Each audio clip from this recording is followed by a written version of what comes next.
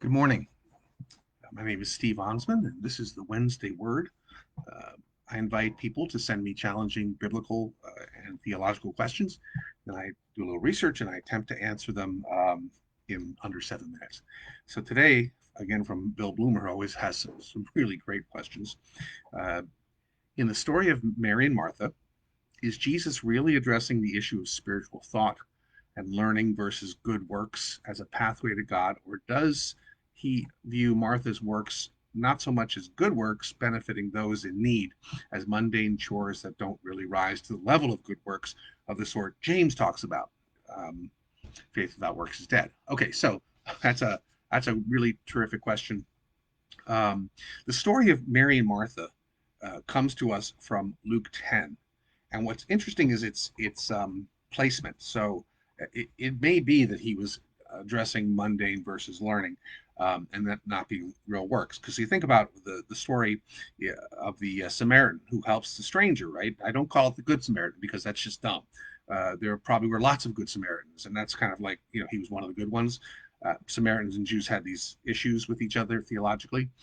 So I won't say that, but the Samaritan who goes out of his way to help when the two very religious people pass by and ignore the situation, and the Samaritan goes out of his way.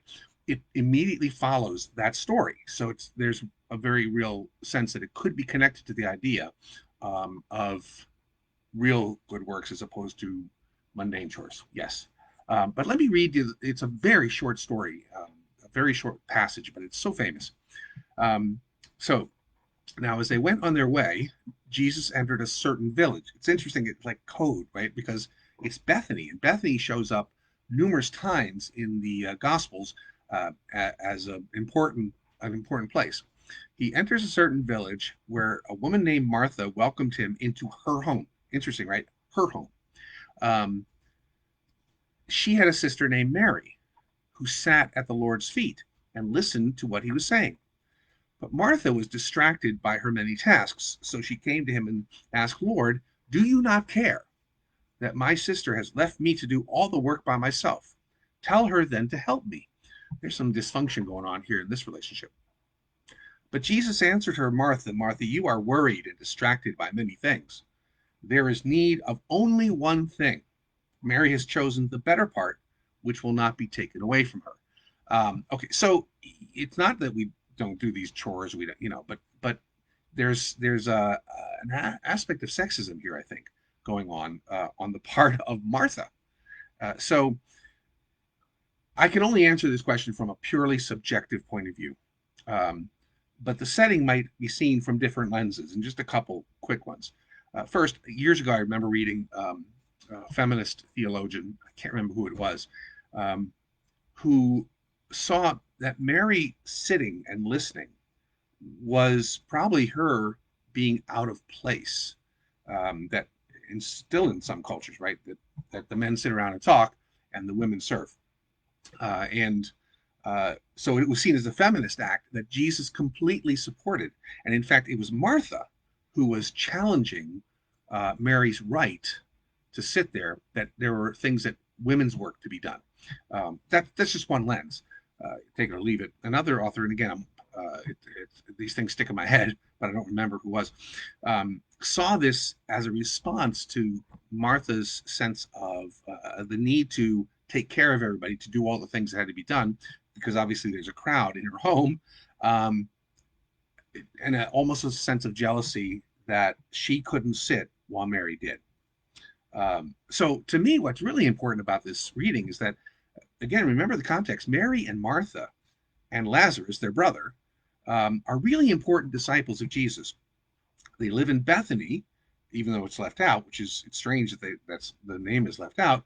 Bethany, if not was one of the centers of the work that Jesus did. Remember, he goes to Bethany after he checks out Jerusalem for his what we call Palm Sunday entrance. Um, it's where he raised Lazarus from the dead. Uh, it's also where, and that's in John, but it's also where he says goodbye to his disciples in Luke, in the 24th chapter of Luke. So that's his launch pad, right? And then they rejoice and they go off to Jerusalem. So it's fairly close to Jerusalem, which of course is a perfect place for Jesus to do his work as he in his numerous visits into Jerusalem to the temple. It's a place where he's probably located um, to do his prophetic work. So you know, was it a response to her expectations of Mary doing women's work? I think that's probably part of it. But for Jesus, of course, it was, learning about from him was the most important thing. That's what he did the most, right? He did a lot of healing, but he did a lot of teaching, and this was what really mattered. So I think Jesus was merely responding to a need. Mary needed to hear what Jesus was saying. Martha chose to take care of the guests, both worthy and necessary, both available to them. Um, we all have this need of balance, I think, is part of this, what I get out of the story, between contemplation and action, between prayer and doing, between work and Sabbath. In the middle is where we are the best. Well, that's all I have for today. What do you think? If you have a comment or a question you have to be asked, send it to me, and I will do a Wednesday word. You can even send it, have it anonymous. Have a great day. Still, the variant is increasing. Please be careful. Wear your mask. Wash your hands. The pandemic is not over. Keep your distance and get vaccinated if you're able to. Have a wonderful day. Peace.